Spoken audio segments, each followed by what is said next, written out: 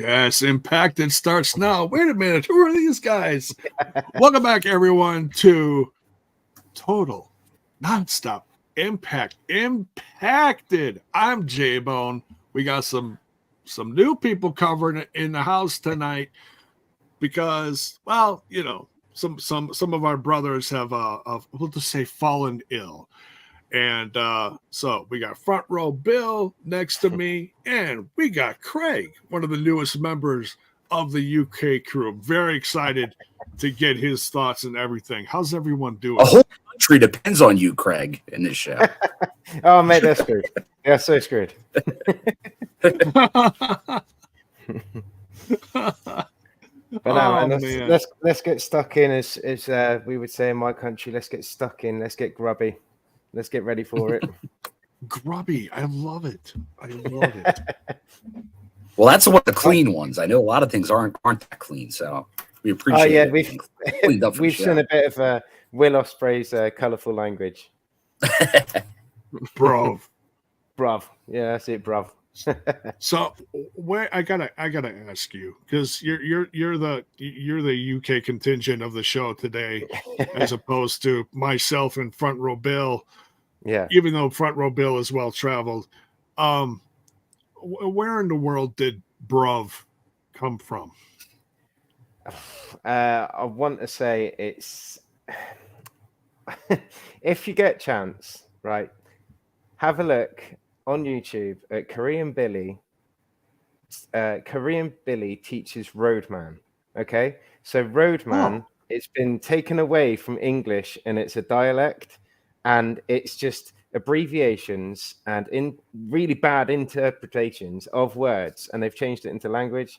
Honest, it's a real painful time to be English in England, because it's just like, you know, bro, bruv, fam, all this stuff, and you're just like, do you want something? Do you need something? Are you okay? You know, are you okay? Yeah.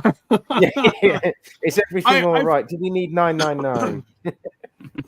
I figured it was just, you know, another version of like bro, or, you know, it's, yeah. I guess it's a bit like, you know, maybe people in Texas say things a bit different to New York, you know, but we're a hell of a lot smaller and a hell of a lot more congregated. Right. Yeah, because different people, I mean, like I don't look at myself as having an accent, but anyone in the South or European or anywhere else is going to be like, oh yeah, you're from Wisconsin. Really? Yeah. How did you know? It's from outside the area, because even from like Northeast, there's New York, Philadelphia area, but all different kinds depending on like which area you're from. So yeah, same thing, and I know it gets the same over there with all the accents. That people try to mimic. We will not do that. It's honestly, it's crazy, especially seeing as where I am in the UK. If I travel an hour further south, they've got a different language. It is English, but it's Cornish.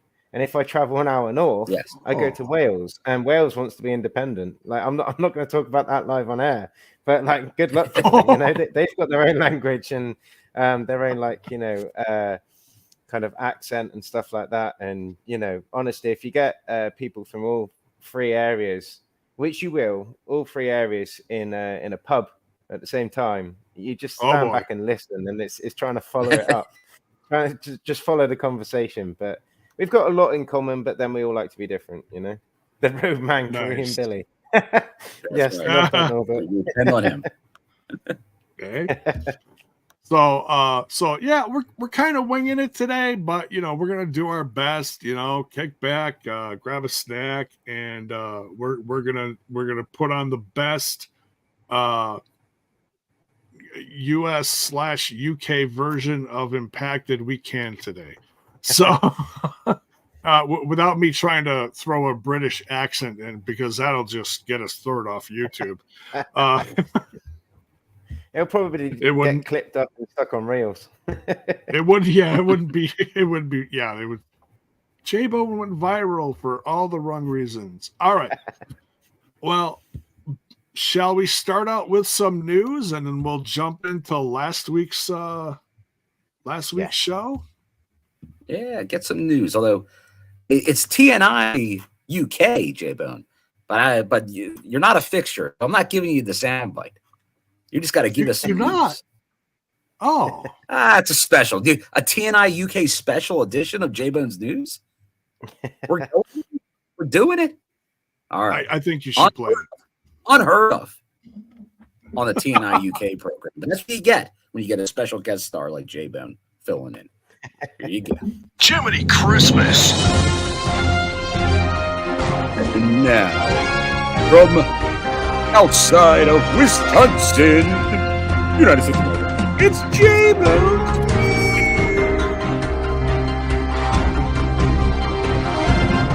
Searching for my fake wrestling news. Oh, but it's not fake wrestling news.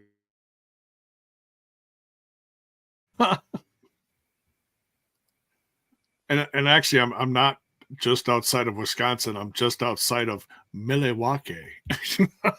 Yeah, just outside of Milwaukee. I forgot which town you were in. I'm still in Wisconsin. It's So, all right. Well, outside of Milwaukee. But now I wasn't sure if you were beyond outside of Milwaukee, if you were even farther. Oh, it's well, I was west. If you're like outside of Kenosha or outside of somewhere else now. No, I'm way north of Kenosha. Kenosha and Racine are south of Milwaukee. I'm north in the next county. So okay. Just close enough yet just far enough away, you know. Okay. So I don't have to associate with them. Craig, you were talking about,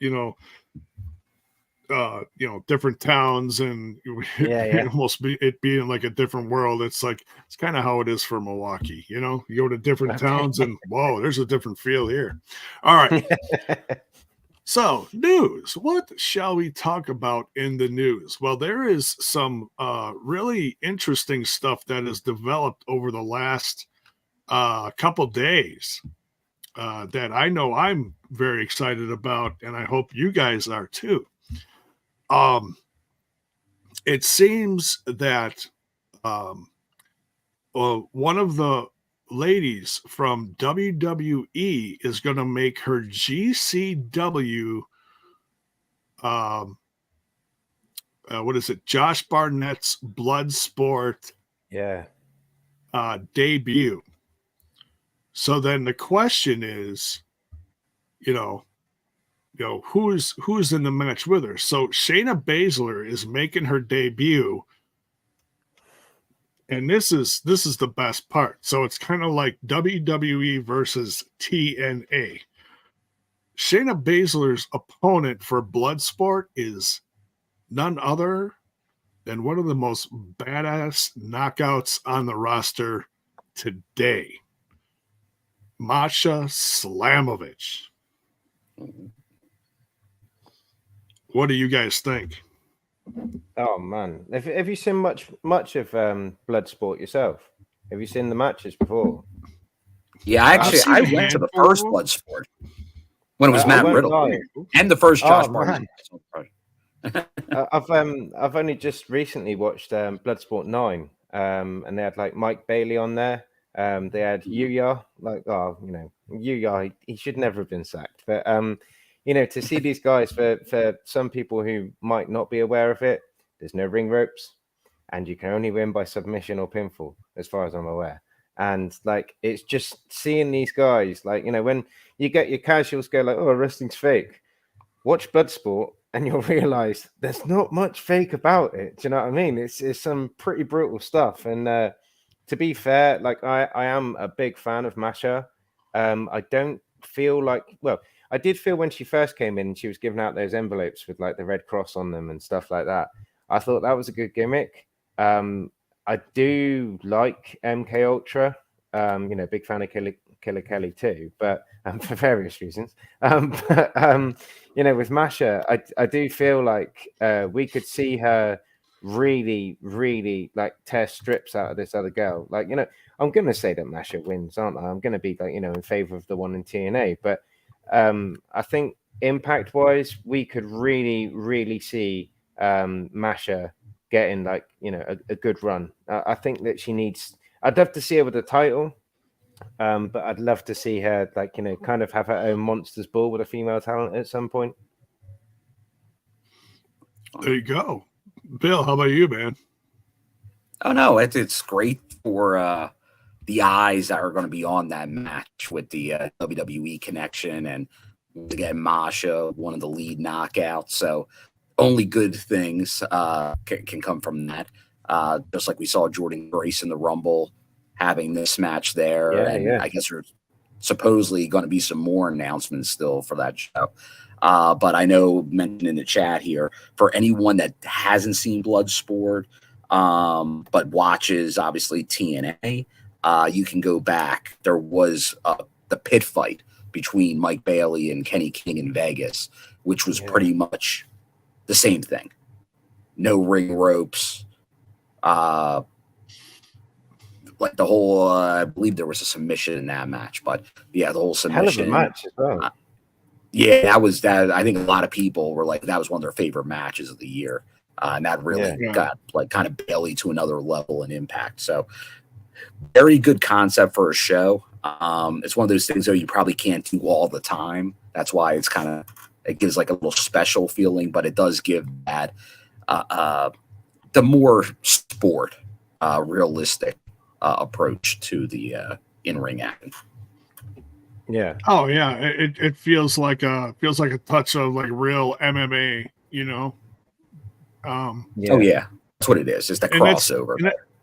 And it's something we haven't really seen in sports entertainment and or wrestling much recently. You see a little bit what WWE did, the underground thing, which made it too cinematic. Like it was that, but cinematic. I didn't want to mention we're the club. We're the Fight Club. Let's take something that's supposed to look more realistic and make it fake. I did kind of feel that they were trying to rip off EC3's idea with that when he was doing the control your narrative thing. They're like, oh, he's doing a good thing. Because he was kind of doing the same thing. Yeah. Yeah, except WWE had girls in cages just like TNA from 20 years ago. So it was like woo, wait, no, that's not cool anymore. So it was like somebody's getting in trouble for this. So yeah, I don't know who else is on the card. I haven't looked, but I'm very excited for the WWE versus TNA aspect of this. I know that Masha's tough. She's wrestled many men in the independent scene. So that right there, she's been in death matches. Yeah. Awesome match against Sami Callihan. We'll see what happens. It really could go either way. Shayna's a pro fighter at one point, just like Ronda Rousey. So we'll see what happens. Yeah. Another piece of news that came across my feed, I believe it was yesterday. Nick Nemeth is going to be traveling south of the border in another month or two down to Mexico for Triple A's Triple Mania. Well, south of the border for us, J-Bone. This is the UK show. So it's across the pond and south of the border. Right. If we're in the UK, we go south of the border. We're just landing in the ocean. So my apologies. So you're just gonna get wet, and no one's gonna enjoy it. Right. Everyone's gonna be so confused. But like, what are they talking about? It's the Jarrah cruise. No, I'm kidding. So yeah, from where I am, I apologize. It's south of the border, down in Mexico, south of the US. So, and here's the interesting part of Nick Nemeth. We already know his opponent for Triple Mania, and they have history. World champion here, former world champion in multiple companies.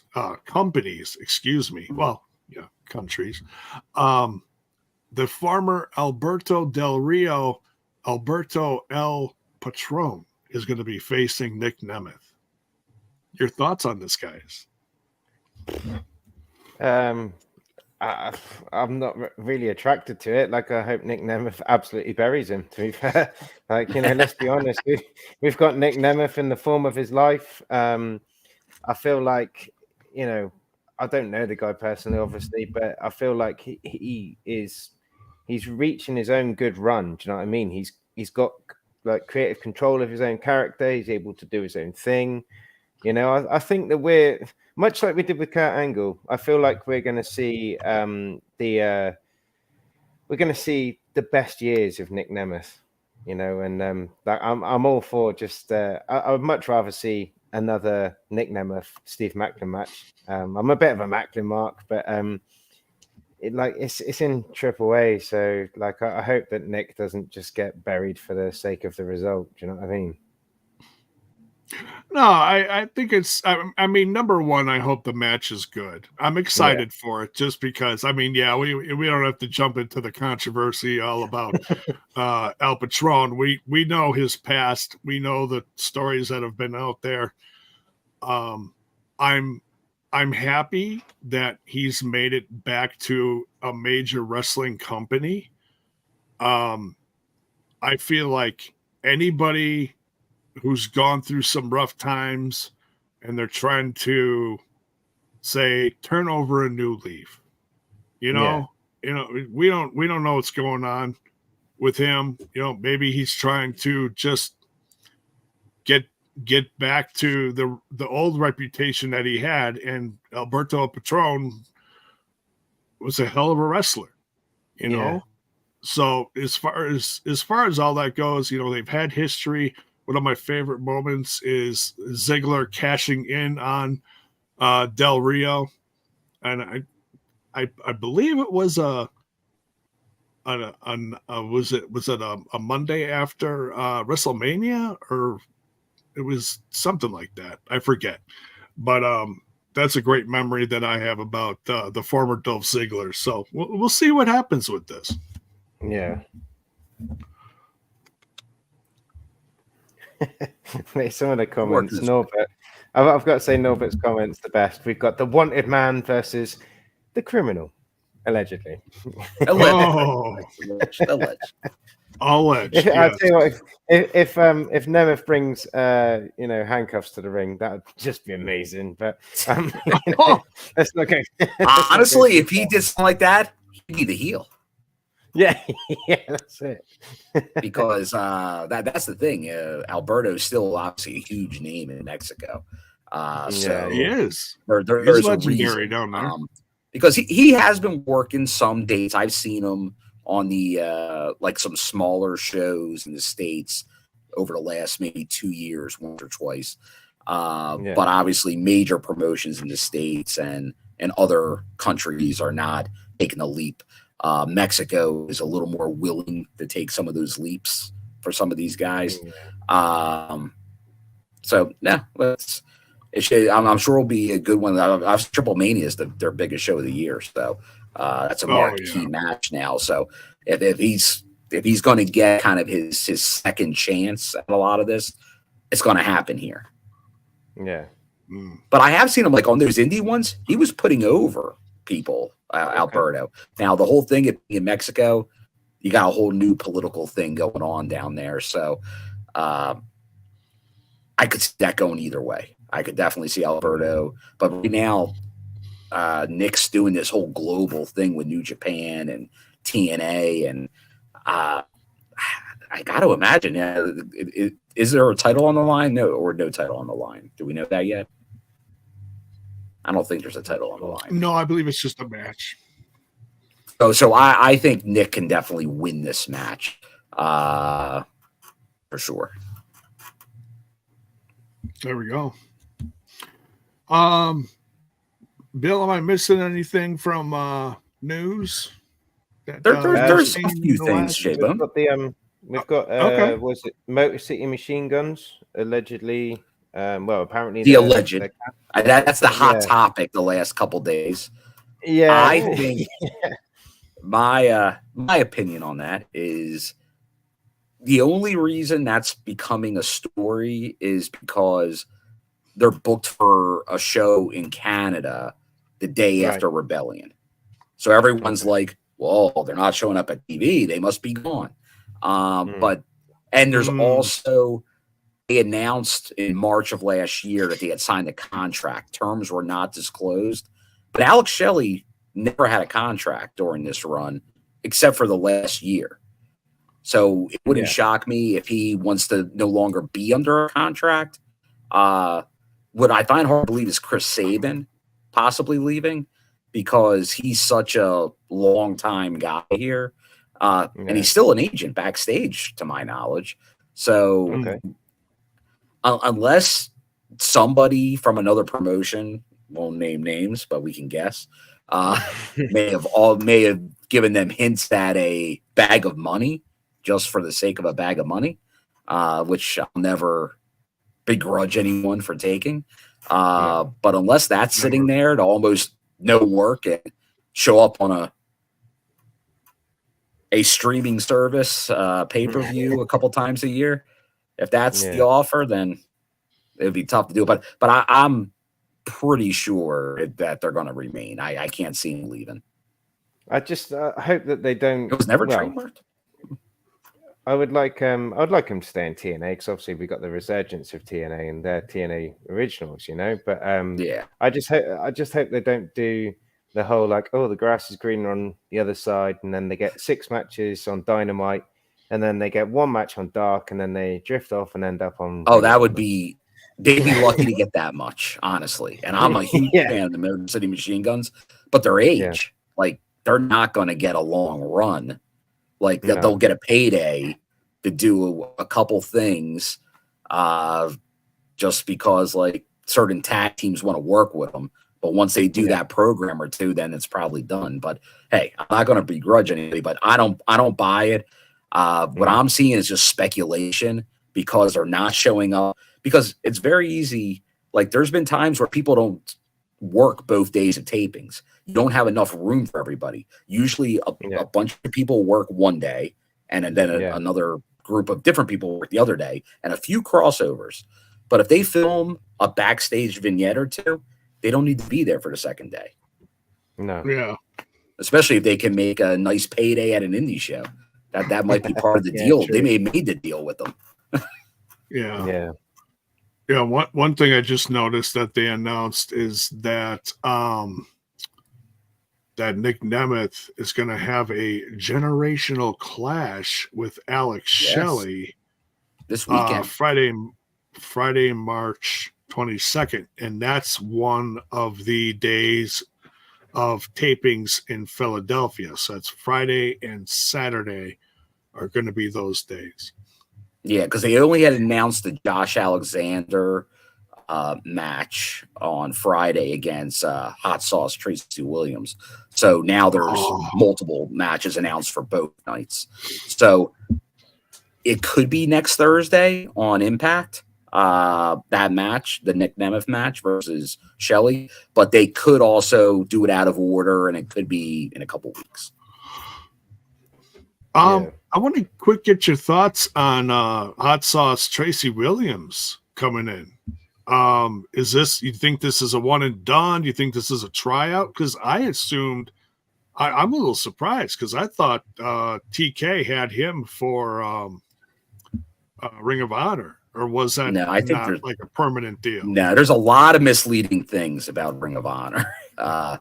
Usually, if you're in a market, like Kenny King left TNA, his contract expired. He worked one Ring of Honor show in Vegas, where he lives. But everyone thought he was part of Ring of Honor. That was it. Because Kenny's all of a sudden talking TNA stuff again.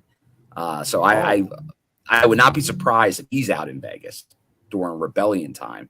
I don't know if it will be beyond that, but Tracy is local to the area. So I think it's probably a one-off. But hey, you impress in that one-off, all of a sudden they could be interested.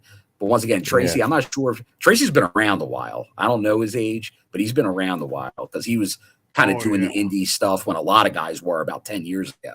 So he's definitely he's a good in-ring guy. Yeah. Like he'd fit in great if like Gresham was still around. Yeah, as far as technical guys, Tracy Williams has got it. I remember back in when Evolve was still a separate entity outside of NXT and WWE, and there was a faction of guys. It was Matt Riddle, Tracy Williams, and a couple other guys I can't remember, but they were all part of a faction, and they were one of the most. Catch Point. Catch Point, thank you. Oh my! They're God. talking Drew Gulak and Timothy Thatcher. Yeah. Yes, that's the group. One of the most badass groups as far as like you think of like real wrestlers. You know, like your wrestlers. You know, it's like these guys turn you into a pretzel in 2.2 seconds. Hey, match is done. You know. So yeah. We'll see. I hope the hot sauce gets a part of the TNA. You know, I think that'd be great. Sound off in the chat. Who likes Tracy Williams? Sound off. Well, speaking of, we might as well talk about somebody as well that just was confirmed during Mania Week on a show that has a little influence with our UK audience.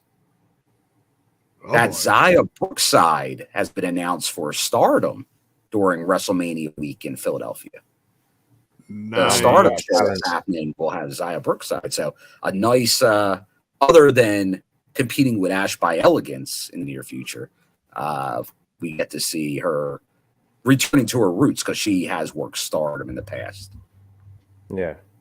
What a talent. She has. I'm sorry, what was that? Well, she's just a really good talent. Like I'm really happy that she's in TNA, and like we've had in our papers over here, she came out with something saying like she's been kicking ass since she was 16. She wasn't trained by her dad, even though he was a legend and that. And seeing the comments, especially on Facebook, there's a lot of like British fans who watch wrestling like this. It's WWE and that's all it is. Who is she? I don't know who she is, and they can't hack it as such. But to see her get like exposure over here in our national press, that's quite a big deal over here, because there's so many stories and like things that you would have thought would have got ground over here, but seeing like her home country promote her, if you will, it's quite a big deal. So I'm kind of hoping that a few UK fans will start checking out TNA and stuff. The amount of times that you've got to explain to a UK fan that it's on YouTube, it's readily available. You just got to pick up your phone. We don't need it on Channel 4 or ITV. We don't have to put it on at tea time. You can just pick up your phone. You can cast it to your games console. You can watch it on the loop. You can watch it wherever.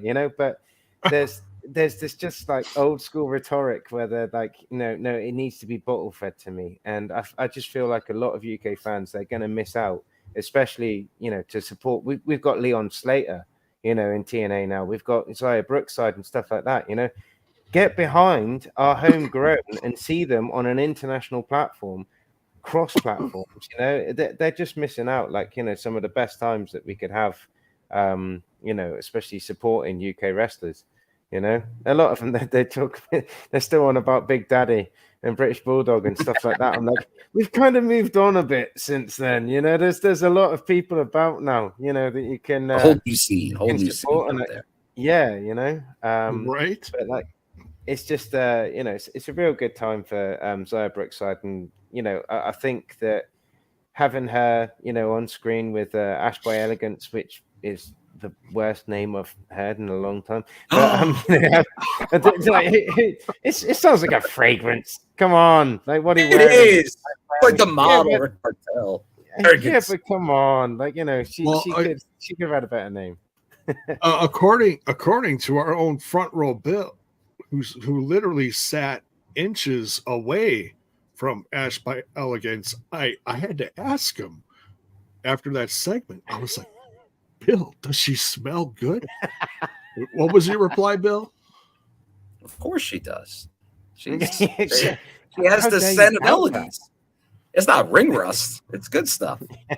It's not ring rust. It's not Larry D's stuff. That's not Larry D, that's for sure.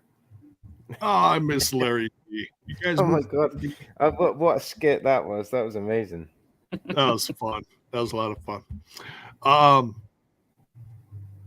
But yeah, the more the better as far as UK contingent in TNA. They've really grown. They've been ramping up because obviously there was a void of UK talent on the roster during the whole COVID, but there are reasons for a lot of that because you obviously had the WWE with NXT UK that kind of did their whole number on the market over there by pretty much not letting anybody do anything. It seemed like they've been slowly ramping up. They did the kind of the tag team over there to work some dates, which is good.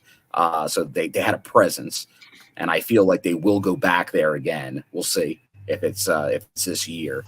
Hopefully it is. Maybe late this year. We'll see. Yeah. Yeah. There you go. All right. Any last minute things? I'm trying to be more direct with the news that for this audience, because like there's been some updates on like where future television and all is going to be, but it's all in the States. So the UK crowd doesn't really care about our state talk. We can do that tomorrow on the post show review. Oh, that's fine. That's fine. All right, then shall we jump into last week's episode? Let's go. All right. This is from March 14th, 2024. And we start out hot here. The X Division Championship on the line. Mustafa Ali defending against one half of the Motor City Machine Guns, Chris Sabin. Former champ. Craig, I'm going to get Craig, former champ. Yeah. Craig, go to you first. Number one, what did you think of the match? And number two, what do you think of our current X Division champion? Are you a fan of Mustafa Ali? What do you think of his new presence in the company? I've got to be honest, like TNA. So, given the past news and stuff like that, Scott and, the new owner and stuff like that, and all of that drama, it just felt a bit unnecessary if you're a TNA fan. Because when you watch TNA, I'm like, they've done it again, week after week on the Impact show. They're just putting on like a pay-per-view main event, it's straight off from the start.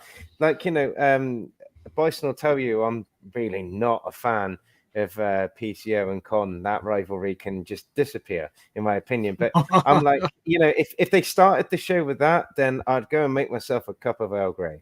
I'd just be like, I'm not watching that.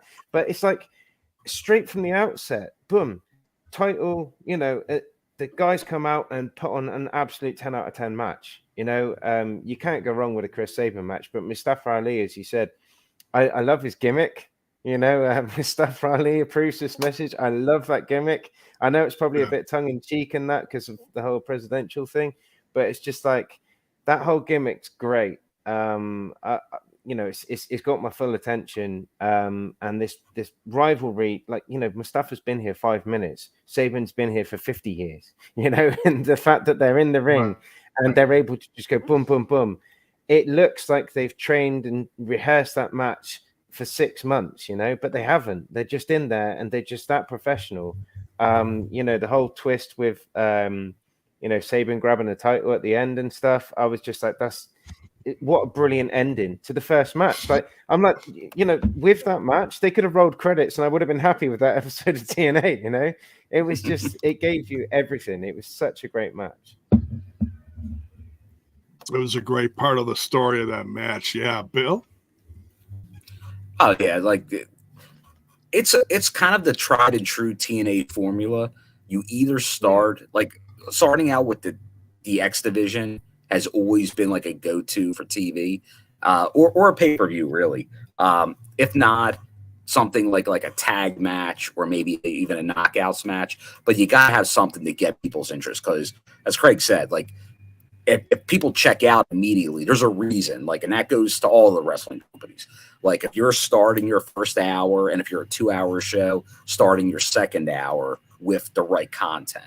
Now, sometimes that can be a promo. I'm not going to say a promo not to start off the show, although other companies will do it, and they can be successful doing it.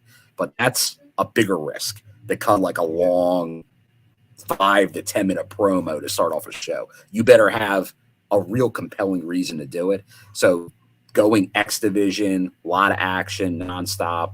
And I'm with you. Like, obviously, the storyline might be playing into some of these rumors too, because you had the Alex Shelley tweener, the heel turn stuff going on. Yeah. Now you had Chris Sabin, who's pretty much by the book, especially this recent run, looking to use a belt in a match, which is very un-Sabin-like. So I kind of see it. Like, so not only did you have the X Division match, you had this storyline where where's Chris Sabin's head right now? Is it just Ali's just in his head, or is there a lot more going on with the machine guns and Time Machine and everything else with those guys? There you go. Totally agree. Yeah. You can't go wrong with whether it's a title match or not. The X Division always shines when they kick off a episode with that. Next, it looks like we got a Mean Giamilla. Oh, Mean Giamilla. We're understood. Hey, there you go. Talking to Speedball, Trent Sabin, and Nick Nemeth, because they are going to be in the main event at the end of the episode. Big main event. Yeah. And in fact, I believe there's what's that whole segment. Honestly, that whole segment, it threw me back. I thought that I was on on the TNA app, and I'd accidentally clicked like an old episode or something. It had that old school energy. Do you know what I mean? Like, I was half expecting Mr. Anderson to come in and grab the microphone or something like that, because it was just honestly, it made me feel young again watching that skit. I know that those three guys, they weren't back there, with the time that I'm on about, but it just had that energy. It had that camera angle, and the way they walked out, and they were all doing it was just it was brilliant, and do you know what? Like, I've always been a bit skeptical of Gia. I thought, is she the right girl for backstage? And that boom, absolutely solidified it for me. I'm like, we don't need to worry about backstage skits now. She's got that fully under control. Yeah, she's just don't get too close to the danger zone. Yeah, that's it. Yeah, right. yeah. I believe there's a quote somewhere in there of them calling themselves the best trios tag team in TNA history or something to that effect. Yeah. Which, we'll have to wait for the main event to find out, right? Next, we got Josh Alexander in the ring cutting a promo. I will just jump in on that. So we said about Trent Seven and Speedball and that. If the guys in the comments, if the guys haven't watched Jason's interview with them, then by all means, do jump on and go and watch Bison interview those guys. Jason said about it, and he's like, I've interviewed some stars and that. I was like, yeah. I watched it, and I was just like, the fact they fully engaged with Jason and stuff like that. It's like he's. I was half expecting him to jump in with Gia as well. Do you know what I mean? It was just so casual. And the guys were just chatting so well, and it flowed so well. It's a really kick-ass interview. So, I hope the guys in the comments and the guys watching and stuff will go and check that out, because, as short as the interview was, they covered a lot. And I think that we've got, in Trent Seven, I really do hope that he sticks around, because he's really flying the flag for us, and he's a good dude. I like him. Yeah, he has been a great. Like I said, another great addition from the UK scene. Just so much talent. We were joking before we went live about the old Flow Slam. that's one of the names that I became a fan of watching Flow Slam was Trent Seven and those guys. So yeah. Very cool, very cool. He wants Alexander Hammerstone said this is interesting. The walking weapon here says he used to be so focused on getting that title back, that TNA World title. Says he's not so focused on that anymore. He just wants to knock Hammerstone's teeth in. Sounds like, and he doesn't get Hammerstone for his troubles, who he tries to call out.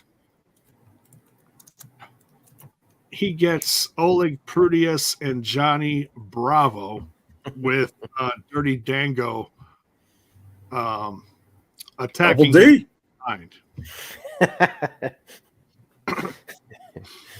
Oh man, honestly, I think Dango, like, he's definitely been given his creative control. I seen recently, I think Oleg's been dropped from the roster page, which to me personally, I think that's some good news.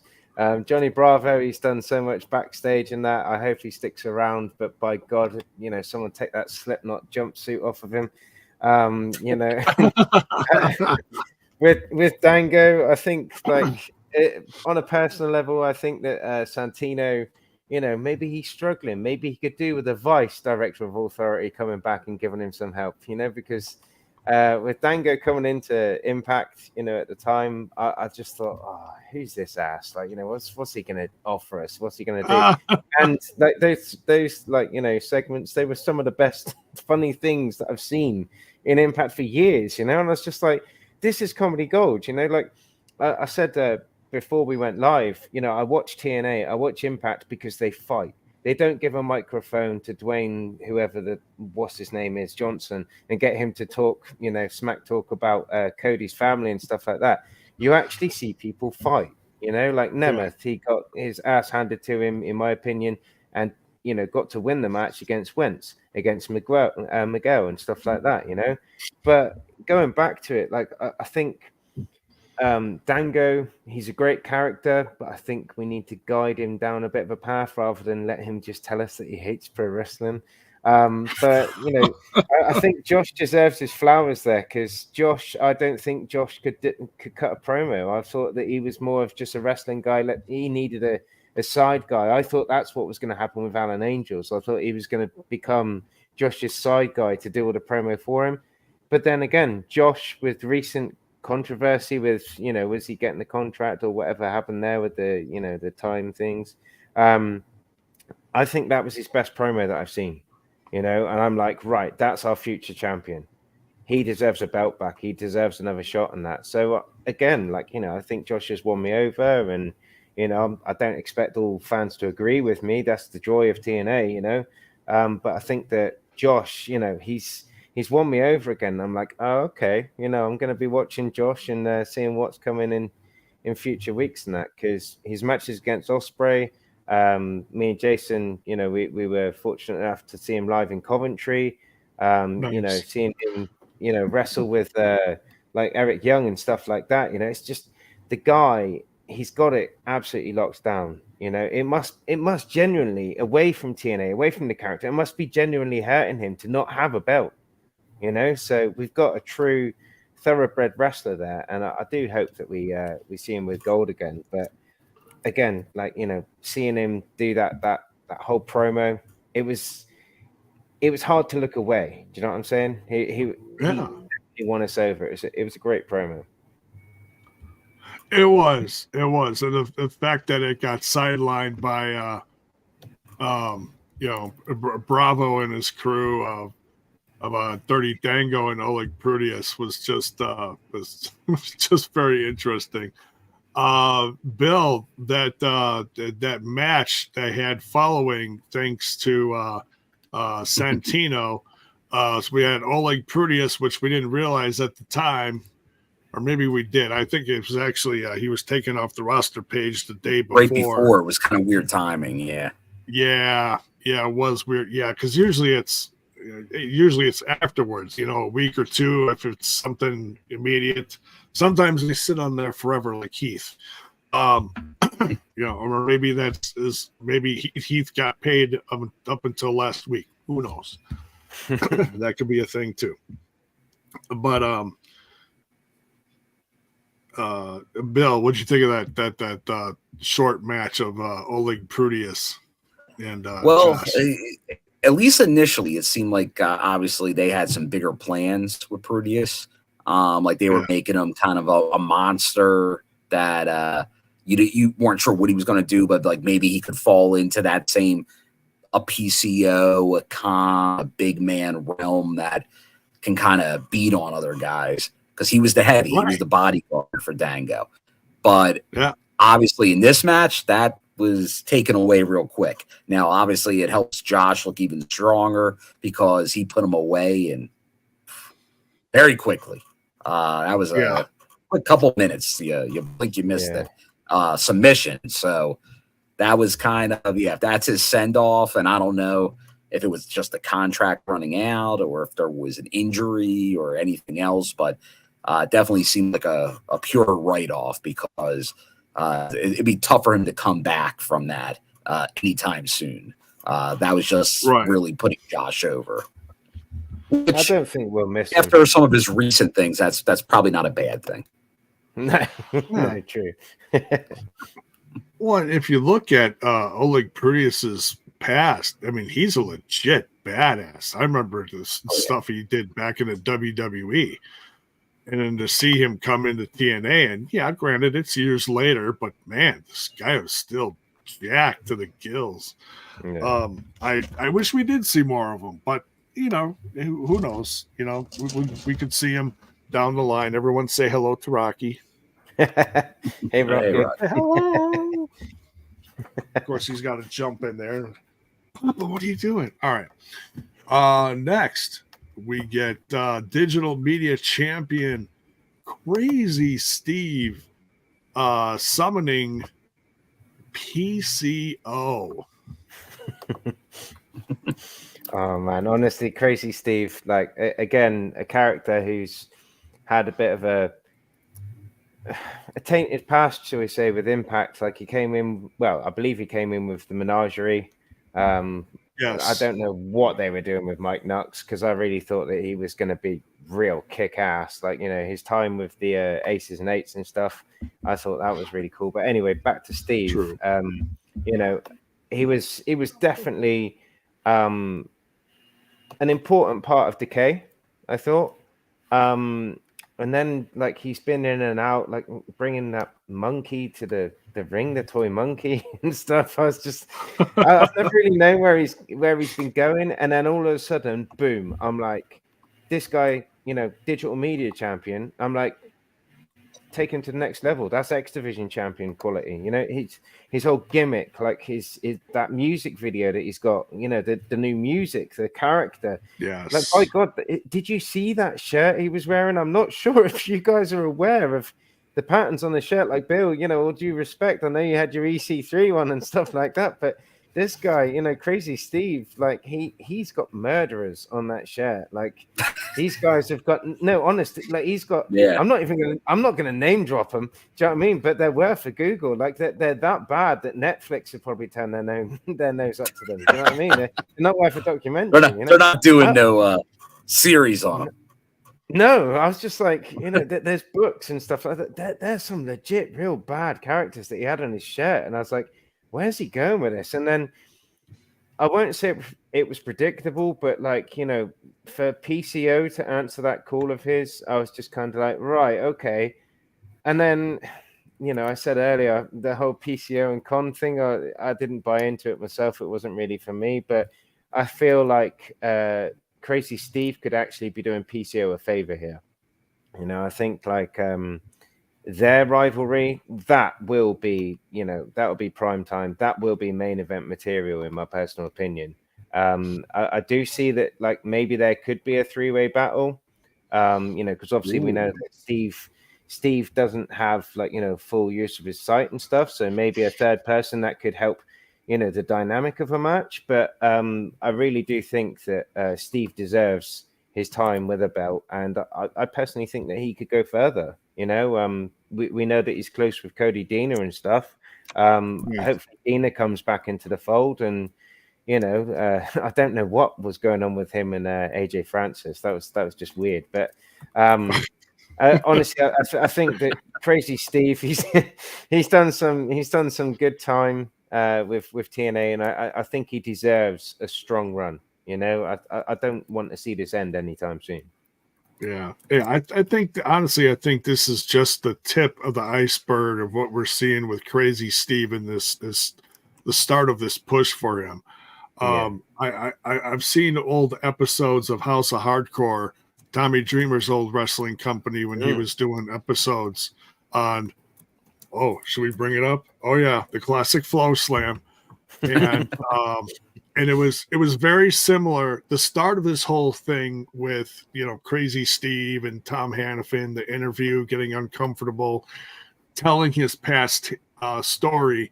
The mild version was on House of Hardcore. The more crazy, no pun intended, version has what we've been witnessing on TNA recently, and it's great. And the fact that we're getting this match probably sooner rather than later with PCO, I can't wait, because PCO and him are just gonna, like you said, they're gonna tear it down, man.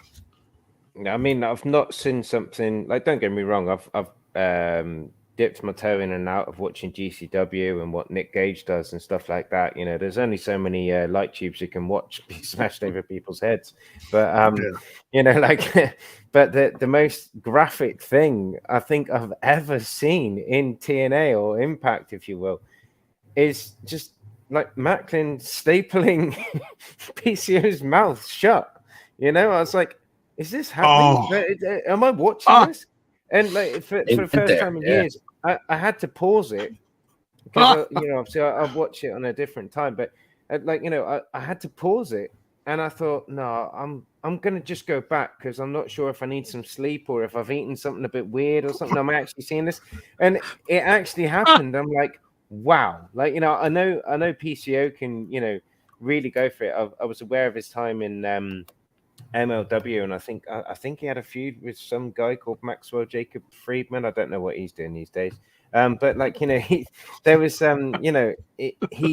he's a legit guy, and he will put himself on the line, through the line, on an electric line. He's been set on fire and all these things. So for him to have this rivalry now with Crazy Steve, I've got a feeling that we're going to see some really, really sickening extreme stuff, and I'm all for it, but I'm gonna have to watch it with a pause button near me, because there's only so many things I can stomach. You get one eye open. literally, because you see some of the stuff, and I'm just like I said, I had to pause it. I was like, is this real? That's as real as you can get, and there's no fake way to staple someone's mouth shut, Oh yeah, that's nuts. Yeah, and then he ripped him out himself when the camera's right there. My goodness. Were you front row for that, Bill? Because I wouldn't have wanted that. I thought it was going to get violent, but I didn't realize it was going to get as wild as it got. And they kept kind of one-upping it because and I've seen it. I've been to my share of death matches with the Nick Gages and all and kind of I think it's almost when Steve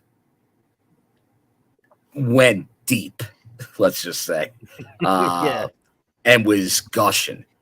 I think then it was let's really go. I think they had probably an idea of how far they were going to take it, but I think that just amped both of them up. And that was I remember our review after that. I'm like, Steve Maclin is now a made man in TNA and Impact at the time because he went. I think people went, oh, we didn't think he could do this. PCO, I think you would expect it. He can go that far, but Maclin. That was something to be seen. So I think when people because he's another one rumored with a contract coming up. But I know he keeps saying that he's happy, he wants to stay and all that, which is good. I think that's what they see in Maclin when you go, he's capable of stuff like that. The former world champion, like he can do that. He can get crazy with that, and especially as we're heading into some stuff in Philly, might not be bad to utilize some of that hardcore style with Maclin. Yeah. Yeah. Honestly, I feel like obviously his title run was a bit skewed because of the whole Josh injury and stuff like that. That's my champ.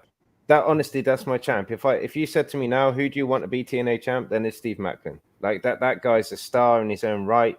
You know, I get he's come from, you know, over there, and he had his own tag team fame and stuff like that. But this guy is a solo guy, you know, and his tag and bag and the whole thing. Like, I'm just like, that guy, he needs. Yeah, he was kind of robbed. He was robbed of that run because he would have been, because they were doing all those Canada dates, and it was going to be like Josh chasing him as the champion. Like, it was a great idea. Like, but that's the trouble with this business and injuries. Like, they happen and they derailed a plan that was going to be a whole summer plus. Yeah. Yeah, probably would have been a feud of the year. Yeah. So, we got a bit sidetracked there, but nonetheless, yeah. No, it's fine. No, it's great conversation. No. All your talking points are great. I'm not trying to, like, you know, shame on you. No. No, I'm the king of sidetracking. In fact, you know what? If I went to WWE, my name would be Baxter Sidetrack Afghanistani or something. Because let's be honest, they never pick a normal name, do they? I was gonna say, have you seen our show?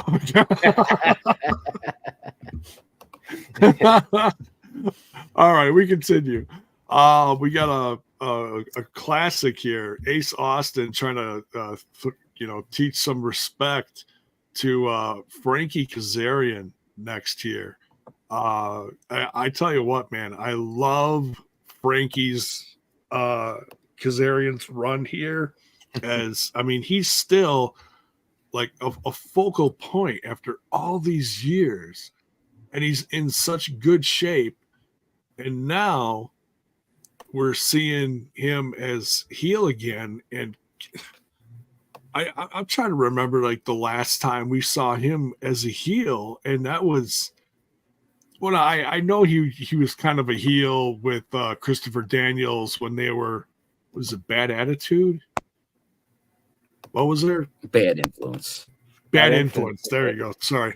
But as far as a solo start, man, it's been a long time since we've seen a solo heel Kazarian. I was just, if Alicia was here, she'd yell serotonin. You know, it's probably one of the last times. Good old Raven. But yeah, your thoughts on this match with Ace Austin versus Frankie Kazarian? I think my running joke is Ace Austin's thighs are bigger than my torso. Like, that guy's got some legs on him. He really has. And like, you guys, you won't be aware of this. When I went to Bound for Glory 2018, he was in attendance at the venue at the time. What was it? Melrose Ballroom, right? And he was at the back, and like, I'd seen him on MLW and stuff, and I was like, Ace Austin, and he looked a bit confused, and it was just like, yeah, man. And I was like, look, I'm a fan, you know. And he's just like, where are you from? Like, why do you talk like this? What's going on, you know? And so I was like, oh, can I get a picture of you?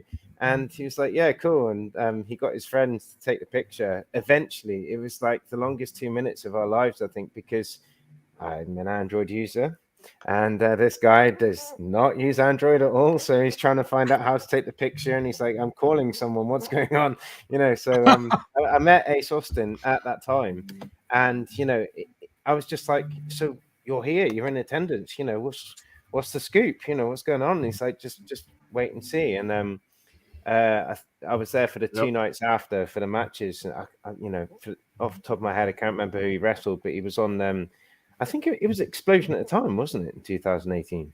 Yeah. Because So he wrestled then, and it's great to see him. And I've seen the debut of Jordan Grace. That was that weekend. And like, obviously, I'm sidetracking again. I'm sorry. Obviously that was the weekend. Oh, it's okay. When I'll do it that way. When we got the Austin Aries, the other Austin, that was his exit. If you that was his exit. Oh yeah, yeah. That was that weekend. But Ace Austin's always been like a mainstay favorite for me. And to see him go toe to toe with Kazarian and stuff. Like you say, Kazarian's heel turn. I was aware of his jump over to Tony's Fulham FC of wrestling, his show. He done his thing over there with Christopher Daniels and stuff. And they had Scorpio Sky. And I would love to know what happened between them three, because Scorpio Sky ended up being just paired up with Ethan Page. Kazarian went off and done his own thing and stuff. And then when he done the jump over to us, because he was still signed with AEW, wasn't he? And he was I can't remember his gimmick. He was a something killer, like the main.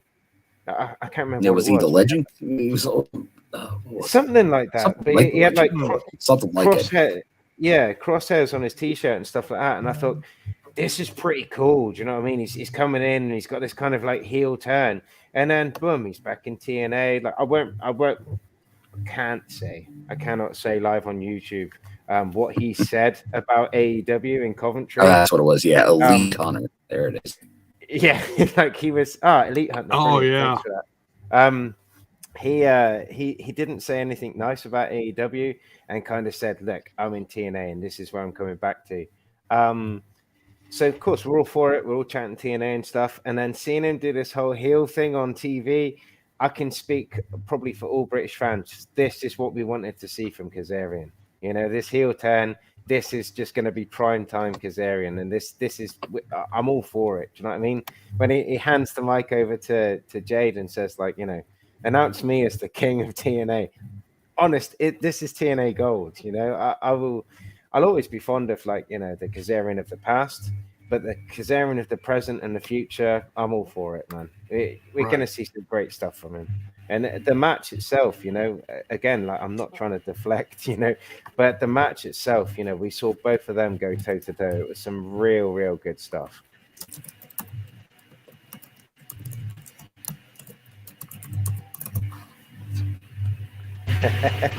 All right.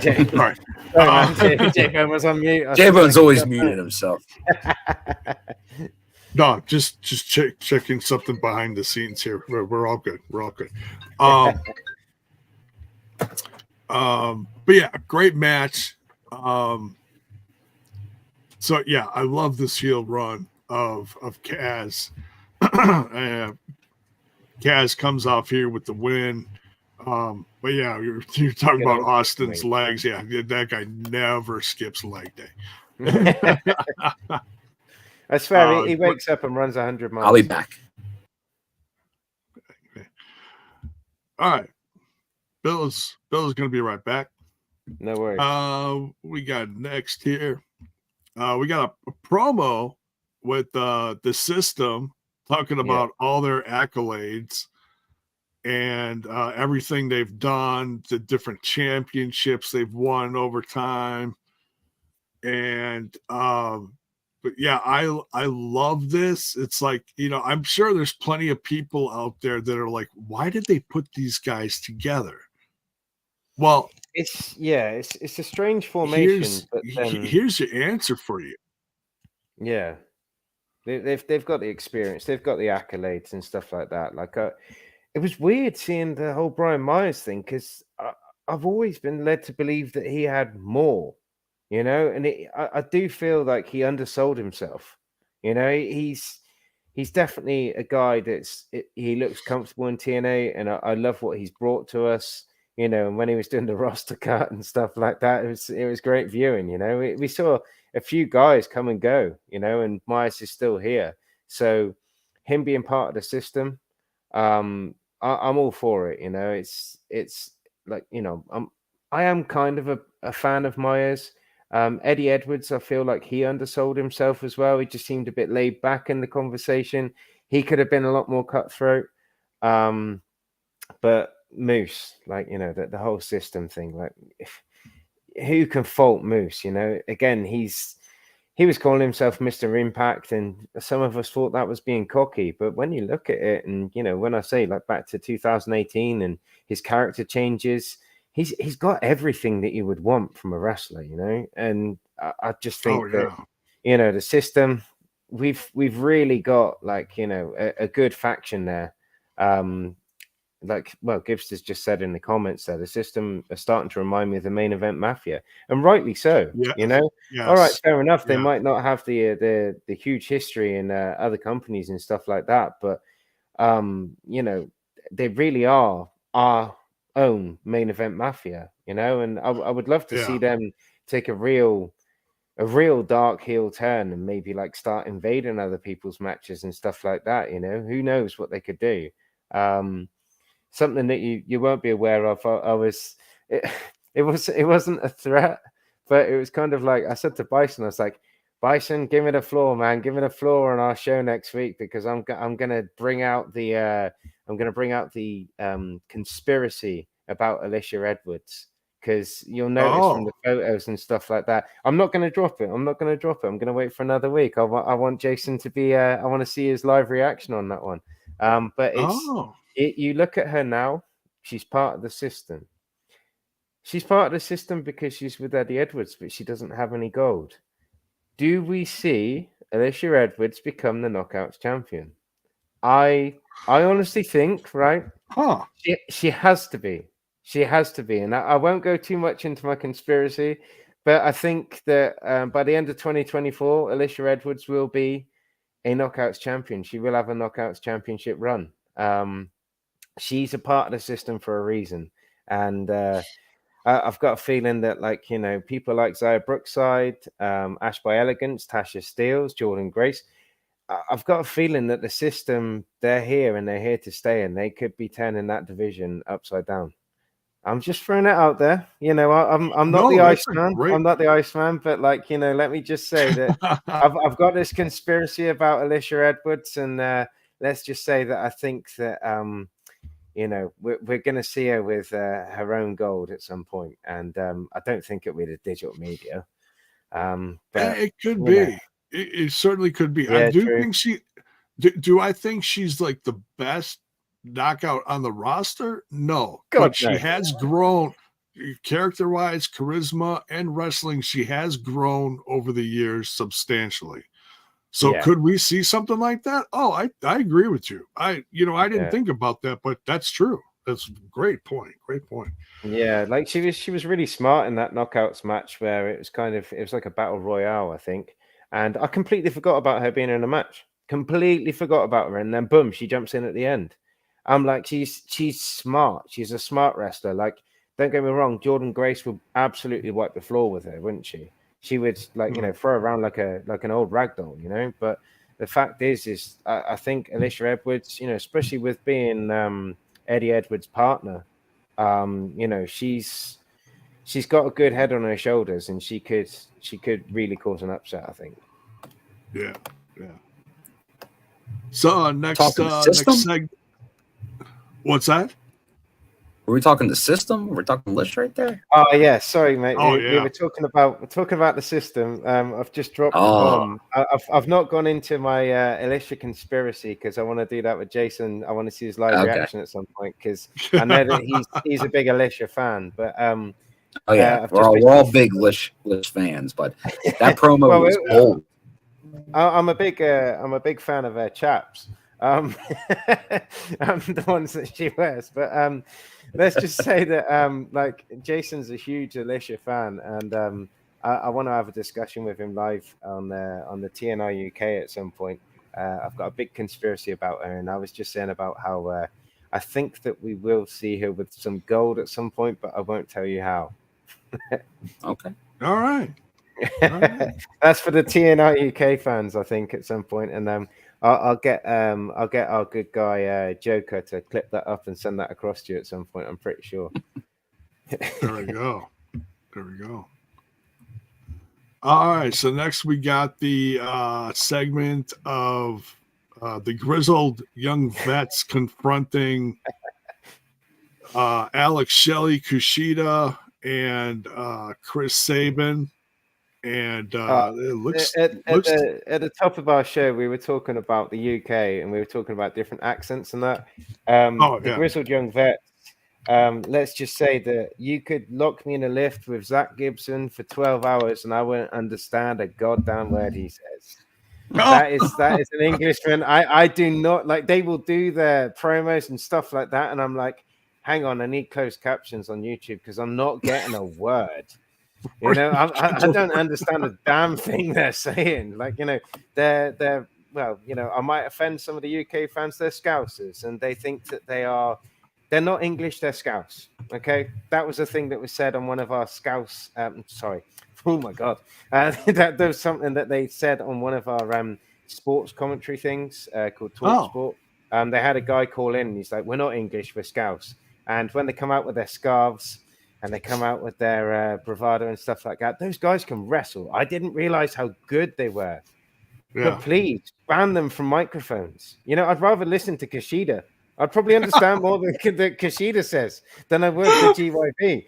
You know, it's just I can't get a word that they say. So when we were saying at the top of the show about, like, you know, different regions and different accents and stuff like that, GYV just I'm not going to get a word of them. But you know, I really think that if they're going to do this match with against the Time Splitters, because that's where Shelley walked out, wasn't it? It was like, yeah, you guys are fighting the Time Splitters.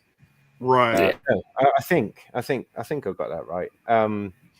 Honestly, that will be a killer match, but I think that I could probably give my soundbar a rest because I could just put it on mute because I'm not going to understand anything. That's funny. All right. So next, we get a match between AJ Francis and Joe Hendry with some shenanigans at the end here by someone that I think surprised the audience. I know it surprised us to a degree. Rich Swann helping AJ Francis at the end here and helping him get the win. Bill, what did you think about this? Number one, the match, and then the turn from Rich Swann. Well, obviously we had this building for a while. Some of it was on Xplosion, some of it was on the main Impact show, but it was obviously I think AJ, he's getting a lot of heat, which is good. He's had a big impact since he's got here. And then Joe, one of the most memorable DMC reigns. So he kind of really solidified himself, big fan favorite. So you had a big fan favorite versus a big heel. But then you've been seeing what he's been trying to do with Rich Swann, trying to get him to sit up in first class. He's been trying to give him all these offers every week, but Rich keeps turning them down. At least so we thought. So I thought, obviously, Joe, like AJ was getting some offense in, but Joe was he was in control pretty much until some shenanigans featuring the opposite heel move. Because Rich obviously has been rocking the beard for a while, but he went the opposite and shaved his beard to become a heel. So, but once again, I think if Craig from the UK and his crew will, like, pretty much Rich Swann, who's a great talent, former world champion, hasn't really had much of a direction in the last handful of months. So him getting aligned with AJ and even a heel turn, just like with Kazarian we were talking about earlier, maybe something fresh to bring to Rich. to kind of get him on a new path, because from one of the best workers in the company and a world champion during the Omega era, to where he's like he like the Soldiers probably would have been tag champs, but then Willie left, so he's kind of had like some kind of bad luck almost. So I think this is a good way to kind of get him back in storylines. And AJ's he's a big name, just like that's a former NFL player. Guy was up with the big company there. Maybe not remembered for the best things. Champion. He's the Cheez-It champion. Are you going to argue with the Cheez-It champion?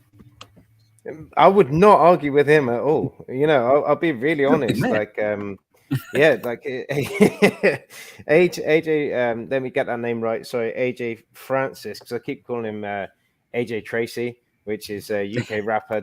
Don't check him out. Like, we've been over the whole language thing. Don't check him out. He's awful. I would rather listen to AJ Francis. Okay, let me throw that out there. But he's a big dude. Like, when he done that choke slam, not this week, but the other week, when he done that choke slam, I was like, wow. Like, you know, it doesn't matter how much you train to bounce and like off the ring and stuff like that, but Hendry hit the deck, and he hit that hard. He, like, you know, I'm all invested in this AJ guy, and I think, like, you know, I like how he's come in. I like the gimmick. I like the feud that he's got going on. You said about Rich Swann, like, I am a Rich Swann fan. However, like you say, he's had a real poor run of luck, because they brought back. I felt like they were bringing back OVE, because Jake Christ and, you know, and same thing. He tagged with Sammy. He was tagging with OVE. Yeah. Gone. Yeah, like they came in all and his then directions. that diminished. Yeah. He's clearly like a company guy, but it's just like, surely the company can throw him some respect and give him a solid storyline for once. Do you know what I mean? It's like they're saying in the comments now, has he been a heel before? He's been a heel before, I believe, in MLW. I did see a bit of that, but I'm but not like you say, not here. And I just I believe that was what Injustice was, the group in MLW at the time, Jordan Oliver and Myron Reed. Yeah. Oh, Jordan Oliver. You know what? That's a guy that I would love to see in TNA. I really would. I'd love to see him in TNA, but I don't know how that would work out. You know, I don't know if he's available or anything like that. But Rich Swann, I have a feeling he could be. Like, I know GCW's grown over the last handful of years, but I know in talking to Jordan a couple of years ago, that he definitely, because he knows I'm very into TNA. And he was like he was asking me questions about TNA. Like, I think he had interest. But right now, we obviously still like a GCW stalwart, but just like everybody else. Yeah. Give him an offer. Like, it could, I think he could definitely be interested. So that's someone I'm sure it's like handshake deals every GCW. I don't even know I don't think they have any contracts. Yeah, I'm not sure with it, but it's like another one that gets my attention as well when it comes to Jordan Oliver is Blake Christian. Like, that guy, I called him Mr. Genesis, because like there was that Genesis we had the other year, and it was just, his run. It was literally run by him, and like Scott D'Amore like walked him off the stage and that. Do you know what I mean? I was like, he's got to be in us, like, you know, got to be part of us and stuff like that. And then he went across the border with the other guys or whatever and done his thing there, and now he's back on GCW. I'm just like, what? Why aren't we picking up these guys? But I sidetracked again. I'm sorry. I'll get back to it. It's okay. Back to Swann. It's just like I think, like, you know, seeing this team, you know, become something. I really do think that Swann could be again. I've got a feeling he's going to join the system. I know he's doing this thing with Francis, but I've got a feeling that he's a former heavyweight championship. I think that he could, like, you know, maybe both those guys are going to join the system. I don't know, but this is what I love about TNA at the moment. You know, it's just there's so many possibilities. The storylines, you know, they could go in any direction. But who knows? Like, I'm all for it. Like that whole match, that whole gimmick, that whole thing. It was just another 5-star performance for me. Yeah, it's taken me a while to get on the AJ Francis trained, but I see what he's capable of, and yeah, he may have, gotten gone viral or social media famous from certain mistakes he's made in the ring. Why? What did he do? Thanks. Yeah, I forget how the song goes. Something about no more dives or something. You want a little reminder? Oh, you got it? You are banned from diving. Oh, there it is. I love it. I forgot we had that. Thank you. But yeah, so it's a fresh start for Rich Swann. I'm very curious to see how it's gonna go. I do feel like AJ Francis needed something, as far as he needs people around him to just. I just feel like because I've never seen him as a solo star, so I'm used to seeing some kind of faction around him.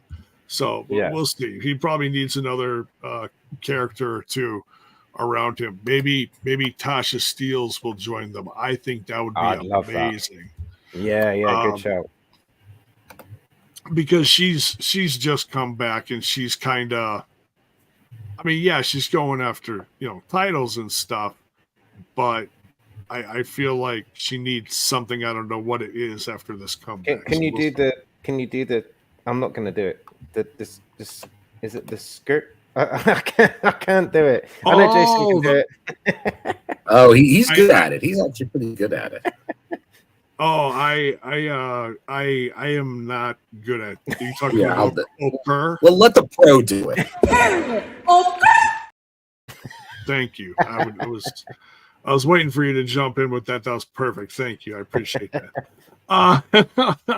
Yeah, no one could do it like her. She is the Burrico badass. So yeah, AJ Francis defeats Joe Hendry here. And next we get what is possibly one of the most entertaining segments of the show, getting towards the end of the show here. We've got Alan Angel's sound check. And Ash by Elegance, along with her personal concierge, are guests on the sound check. This is, to me, this is just absolute comedy gold. From number one, the classic neck brace around Alan Angel's neck, to just how Ash is just reacting to her surroundings like ew. What did you guys think of this sound check? I'm all for Alan Angels, to be fair. Like he came in, I was aware of a little bit of his work elsewhere, and I just thought, you know what, this is an out and out X Division future champion, because he's a great wrestler. But then I thought there's not really much to him. He's not really backing it up with anything. And then all of a sudden, like, now he's one of my favorite things to watch. I've made some digs at other companies having 10-minute promos and stuff like that. I'm all about watching TNA fighters. But the fact is we've got Alan Angels who can do both, and I'm all for it. He's really, really good. I thought it was again a good segment and stuff, and like it's just the whole TNA thing, the way they're putting it together and stuff, it's just boom, boom, boom, boom, boom all the way through. It's like, I know I said I paused a really violently graphic incident in another match, but like TNA, since it's gone back to TNA, it's just, I'm like, right, I've got to commit this amount of time to watch this show continuously. I'm not going to skip it, and I'm not going to go off and do other things. I need to give it the time of day, because things like the Alan Angels interview and stuff like that, and other things that we've covered, it's just it's gold, and like even Iceman, and I know he's just a concierge and stuff, but I feel like I'm really happy that Iceman's finally got on a TNA screen, because he used to come out and introduce the North, I think, and then he was doing his own Iceman Intel thing and that, which again is great. But I've been saying to Joe and Steve and Jason, I've been saying, look, I feel like he could be a third man on the commentary in the future. I really do. I feel like he's got that kind of dynamic. I'm not saying that he's as good as your Don Wests or your Mike Tenay's or anything like that, but he's got that voice. He's got we've been all over language, in this whole episode. Yeah. He's got that voice, and I feel like he's got that. It'd be great to do like introductions or something like that, or like live in the ring. He's kind of like a new age JB to me. I feel like they would miss an opportunity if they don't give him that personal platform at some point, I think. Yeah, possibly after a run with Ash, that would definitely be interesting. It absolutely would. Bill, what'd you think of the sound check? And then we'll what do we got? Just a couple matches left here to talk about. Yeah. No, I like the sound check. I think that's a definitely a good format for Alan. Show what he can do on the mic. He's a good talker. He's a good worker too. So once again, somebody else that post the design, like where was he going to fit in? So he's finding it as like kind of the rocker, but also a little comedic too, obviously with in this segment, like the meet and greet, touch it. She touched me. So that's a good future soundbite. But no, this was good, and obviously the big announcement, her third match. Oh yes, the third match that's coming this week, I believe. So can't wait to see tomorrow night. Tomorrow night, yes. Can't wait to see her or give TNA or should I say actually beyond that in the morning is when the UK contingent will be watching this live. Well, that's true. That's true. In the AM, my God. The AM. Yeah. Don't get me wrong. I do. I wake up. I avoid all social media like it's the plague, and I go to work, and then like my evening tomorrow will be just TNA evening. I put my phone on silent and everything. I dedicate my time to it because I love it. But it's like earlier on in the show, Amelia dropped in the chat. That's my stepdaughter. She's 11 years old. So don't get me wrong. I'm going through the whole like, who's that? What's he doing that for? Why is he doing that and stuff? But she's kind of like getting to the character, and it's like with Ash, she's like, oh, wow, she's so pretty. So it's like she's buying into the characters and stuff. So don't get me wrong. I had a lot of explaining to do with Crazy Steve and the PCO thing, but maybe some of it's not suitable for her, but it's just telling her that it's all kind of like part of the theatrics and stuff like that. I won't let her watch the pay-per-views, I know that much, but she's really buying into the characters, which to be fair, I think I could probably segue straight into the next match, which was Spitfire, Dani Luna and Jody Threat. Beaa Moss and Vanna Black. It was always going to be a burial match, wasn't it? But like, don't get me wrong, I do think like in the match, I'll give Vanna Black, her due. She put on a performance. She was taking some moves and that off the other girls and that. But Dani Luna and Jody Threat, like I hope you guys think that they've got like quite a strong run coming up. To be fair, as tag champs. Yeah, Spitfire. Get a name? Yeah. Something. Yeah, true. Yeah, I love that they gave these ladies a name because it's I wish Alicia was here because she always talks about how they put teams together, and sometimes it's a real natural fit. Sometimes it takes a while to blend. But these two together, Luna and Jody Threat, they really are a natural fit. They both bring kind of a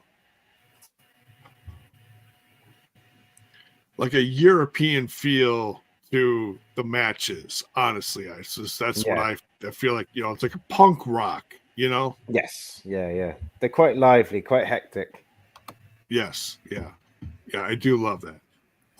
So yeah, it's a squash match, but it's a great way to give these two experience together. I think that's what it's all about. Yeah. Eric So- said something quite good there in the chat. He said maybe we might get that triple threat tag team title match at Rebellion between Spitfire, Decay, and MK Ultra. After all, maybe a dog collar, Monsters Ball, or even a street fight. I've got to jump in there. I've got to say, like Joker, every week, every week he's on about that dog collar match. Like I don't want to check his search. I don't want to check his search history, but I think we can all guess what he's into. You know, he's just he loves like the TNA talents and the dog collar. But like, yeah, like as Eric says, I think, you know, one of those matches, we know which one Joe would want, but one of those matches would be great to see, especially on the platform for the knockouts, because, you know, we've had it from, you know, international renowned talents, you know, in the wrestling world. They've said the knockouts are the standout division for female wrestlers, you know, and having something like, well, a Monsters Ball for the knockouts tag teams, like, you know, that would be insane, you know, and it would just go global. It would go global. Everyone would be watching that. They'd be like, what the hell happened? And it'd be for the right reasons. Oh, absolutely. Yeah, these three teams tearing it up. Oh, it's it really, how do I say this? It shines a new light. It's like a whole new chapter for the knockouts division. Yeah. I feel like it's like, yeah, we got some teams that have been around for a bit, like Decay's a classic team that's evolved over the years. But you got fresh blood in there like MK Ultra and now Spitfire. Yeah. Really shine. It's fresh. It's exciting. Yeah, I can't wait to see what their future is. Bill, what do you think about the knockouts tag team division? I know it's had some struggles in the past. What do you think about how it is now? No, I think they're doing a good job of kind of resetting it. The knockouts tag team division is always going to be a tough model based on how they currently are set up, just because you don't have a lot of time to devote to it. Because you're pretty much still you're a 1-2 hour show. You're maybe a match or two on Xplosion, and then your monthly pay-per-view. So there's only so much time to allow. So you can kind of go back and forth on it. But I think Spitfire being now established as a team is good. And then so you add them. Obviously, you have Decay. You have MK Ultra still, although they were kind of teasing maybe a breakup, but it doesn't look like that right now. And then obviously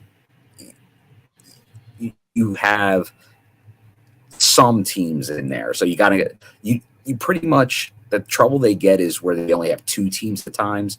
You need at least three with a fourth team maybe out there. And that's beyond that, you really can't do more because it becomes difficult to kind of really make that realistic with the size of the roster they have. Yeah. Yeah, very true, very true. Yeah, because they don't have they don't have, you know, a 300 person roster like you know, TK. That shelf is full. yeah, very, very full. Then we get an interruption from the Boricua badass herself, Tasha Steeles, interrupting commentary, and she makes a challenge for next week for Jordan Grace and her knockouts title, stating, look, I was in that match, but you didn't beat me, so you still gotta beat me. I can't wait for this. It's absolutely gonna be one of the highlights of next week. Yeah. And then along with that, we get we get a preview of matches for next week, and I love how they've been doing this. We got the Grizzled Young Vets versus the Time Splitters. Now, the Time Splitters here is going to be represented by the Time Splitters are always no. The Time Splitters are always Shelly and Kushida. That's it. I'm sorry. Yeah. Well, I was going to it was 50-50. I knew it was Kushida. And I was with you then, Jabo, and I thought you meant because I thought from the from what happened, I thought that it was going to be Kushida and Sabin. But do you mean like because Shelley went, it's going to be against the Time Splitters? Is that him cutting Sabin out? Well, yeah, the Time Splitters that was the team that they started in New Japan. Time Machine is the group of 3. So if it's Time Splitters, it's just them two. That's their own team. So it's either Time Machine, and then if you have if you get Kevin Knight involved, then they have like the International Jet Setters. So there's all Intergalactic Jet Setters. So there's all different team names depending on the combination. I guess technically, if it's like Kushida and Sabin, it probably just falls under Time Machine, I would think. A 2-person version of Time Machine. But if it goes by Time Splitters, it's going to be them. Like, that's a recognized name. Like, it's always them too. Yeah. What do I mean? Yeah, I should be going. Yup. Yep. I love that. As soon as he done it, I was just like, right, I'm gonna get a T-shirt printed. Just walking around with yup. People are, why have you got yup written on your T-shirt? I'm like, well, you wouldn't understand. Yes. Yep. Yeah, there it is. Classic yup.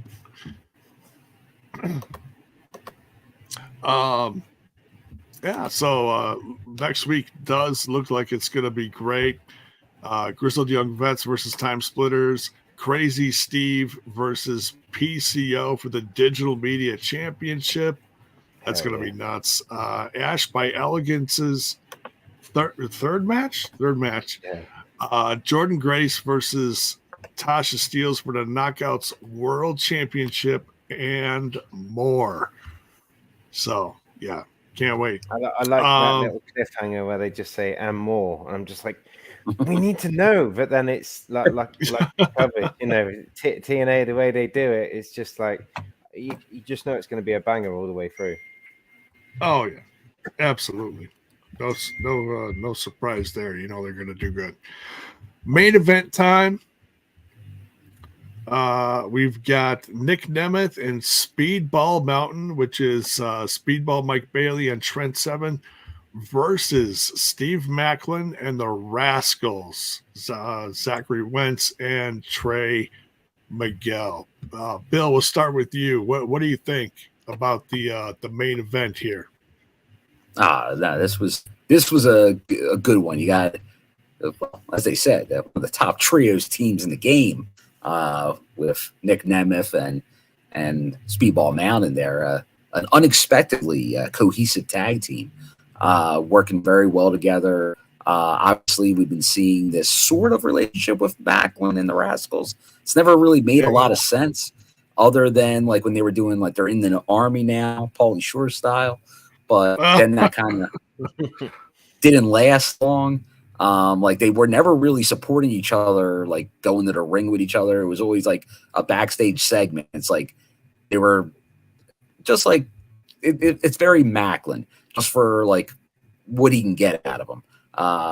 But as we saw at the end of this match, they got their revenge on Maclin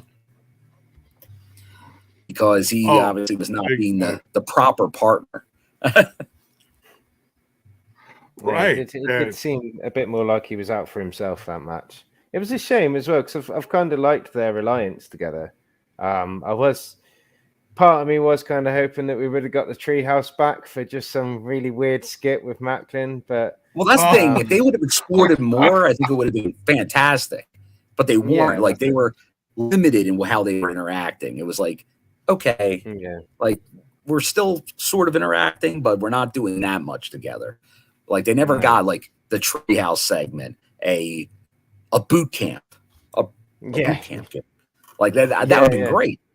The Rascalz at boot camp, yes, sir. Oh man, can you imagine walking in a little under the weather? Yeah, that is. Oh my god. And Maclin going off on him, trying to do Oh God, that would be an absolute riot. Absolute riot. Fun main event here though. We get the win from Nick Nemeth and Speedball Mountain. Great up and coming tag team. I really feel like it's they're growing and growing quickly. But then after the match, the system hits the ring and they start attacking Nick Nemeth and Bailey and Sabin. Alicia Edwards slows Nemeth from the outside, allowing Moose to clobber him with the TNA World title, obviously setting up a main event for Rebellion here. And also a tag team war between the system and Trent Seven and Bailey. What did you think about the wrap up of this match with the shenanigans from the system? I think it was just brilliant, to be fair, because it rounded up just a really, really solid show. It's like the way that the show went was like, if you've got someone who hasn't seen TNA before and you were like, give me an hour and a half of your time, you sat them down and made them watch that show, they would be like, cool, when's the next one? You know, I just thought it was a perfect ending to it. And like we've said about the system and their dynamic and stuff like that. Don't get me wrong, part of me, I'm kind of a bit disappointed that Nemeth is going to get this title shot, because when he came in and he had that standoff with Maclin, and he was saying, I'm not here to just get a title shot, I'm here to prove myself. I'm like, well, you've had like 3 or 4 matches, you know, and now you're in this tag team jamboree, and now like you're getting your title shot. I'm just kind of like, if he wins that, then I'll be like, okay, that was a corporate decision. You know, I don't think that he's earned that, on my personal opinion. Like, I think he's been good, but I don't think he's been worthy to just, you know, skip up the ladder and get that title shot. But then again, I could be on borrowed time here. I could be saying, like, you know, maybe Maclin's not happy about it either. Maybe Maclin's going to do him in, and maybe Maclin's going to get the title shot. Who knows? Who knows? It's the world of wrestling. Do you know what I mean? This is the thing. Like, he wants to stay with the company, and that I think Maclin deserves another shot. I'm a full-on Maclin mark. Have you guessed? You know, but just you know, I do think that it's going to be a great match. Like, Moose is in the form of his life. He's in the shape of his life. He just looks great, you know. And having him as the leader of a faction rather than, like, you know, an associate of a faction, I think we're getting some of the greatest Moose, you know, like on-screen stuff that we've ever seen, you know. And at least he's not dressing in a blanket like he did before.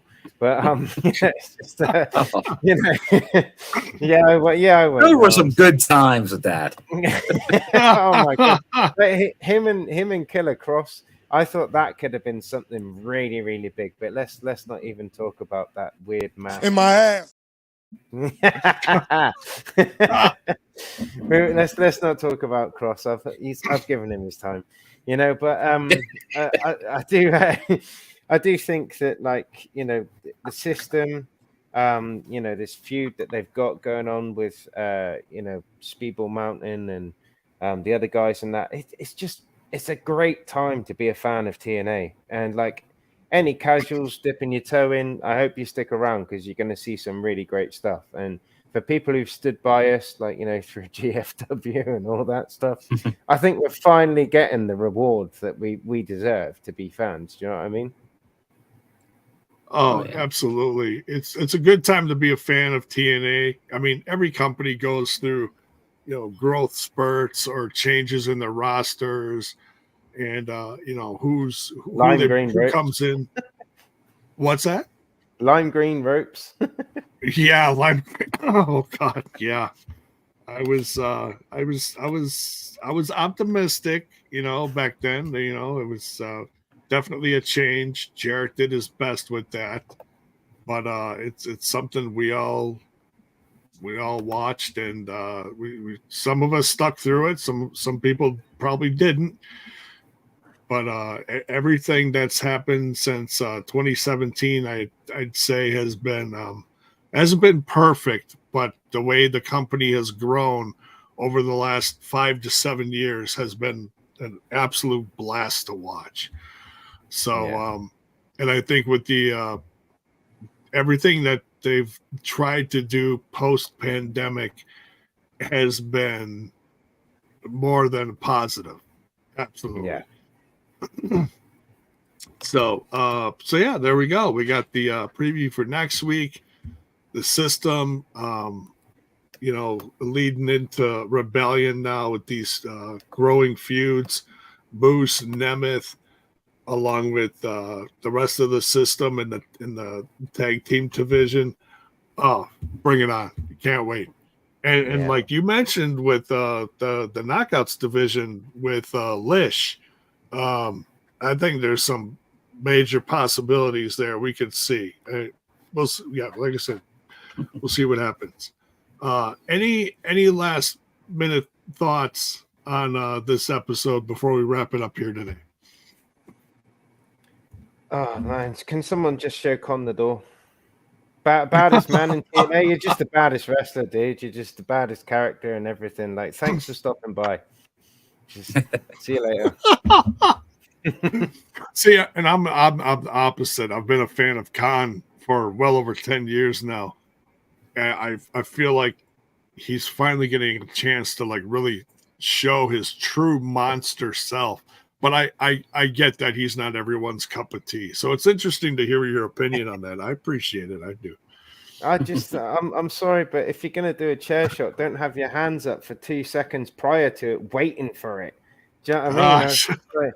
I was like, thing is, just like I always say, sometimes some people suffer from what I call the hangover from the E. All right, so you've been in WWE and you're used to like 30 cameras around you rather than 6, maybe 5. So you're used to different camera angles and that. So if there's a camera behind him and he's got his hands up, then the chair shot from PCO looks quite good. But when you've got a camera just to the diagonal of you, it was just, it really, I just don't feel like I don't feel like he's got a future in TNA. Like, on my personal opinion, I will happily be proven wrong. I really will, because he is a big dude, he's a big athlete and stuff like that. And I can respect you saying you followed him for 10 years and stuff like that. I'm sure there's matches you could show me and I'd be like, oh, okay. But this is the first time that I've really seen Con, and I feel conned. I said it. Do you know what I mean? It's just I don't feel like this guy should have any more of my attention than he's had. He's like, I say that he looks like PCO's been to Turkey and had his teeth and his hair and everything done. I feel like they are the same person. I feel like there could be a skit where there's like, lightning and that, and they merge and they become PCKON or something. I don't know. I'm just talking crap here now, but it's just that I don't feel like they're. I don't feel like there's a future for that feud, or for that guy. Maybe Dina and Con splitting up. Maybe that was a bad move. I thought the design did have a future. I'm just glad that I didn't press buy on that T-shirt, because I've got to wait for about 6 weeks for it to come from the US. I'm glad I didn't buy a design T-shirt. Put it that way, because that's dead and gone now. I hear you. All right. Well, we had some changes in our own roster here today as far as TNI-UK. It's not completely, lacking today. Craig, I first time working with you on TNI here, and I greatly appreciate all your what you brought to the show today. And Bill, I certainly, I try, man. I try. I wanted to, just come on here and help where I can. Bill, I appreciate you coming in here and joining us as well. It's a pleasure to meet you as well, Bill, because you've been on my screen more than most people would ever realize. You're that guy in the corner where all of us in the UK were like, what does he do? Like, how come he's always there? Like, what's this guy's deal? Like, he's got me. So when people were saying like, oh, TNA's up for sale, I was like, Bill's buying it. We know that he's always there. He's got to have inside intel or something like that, So you're a celebrity in your own right, Bill. We're all fully aware of that guy on TNA. You know, I call him the EC3 suit guy because of that one time when you put it on. So you've got a great reputation with us UK fans, man. I love to hear that. Hopefully I can get out there next time they make their way, because I'm hoping maybe they do like big pay-per-view out there. So I'll definitely make my way overseas. Oh man, honestly, it'd be great to have you over here, and like, you know, we'll sort out a meetup and stuff like that. You know, we'll be as hospitable as we can be. There you go. Gotta share it for when Bison and elders have made their way over in the past. Yeah, that's it. Right.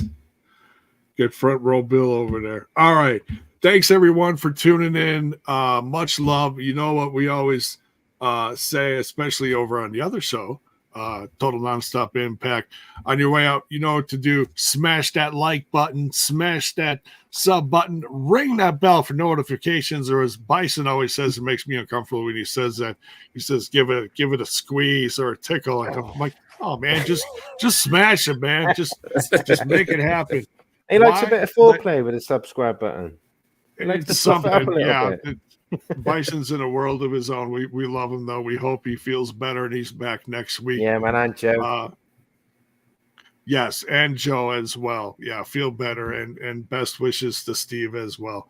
So much love to everyone who came in today. We'll see you tomorrow night following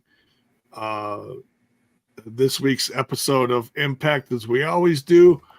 Not guaranteeing a watch along. We'll see what happens. I'll do my best, but nonetheless, you know I'll be here for the review, along with, oh my God, my cat's raising hell in the background here, along with Bill and our own knockout Alicia. We'll see you there. Take care. Much love, everyone.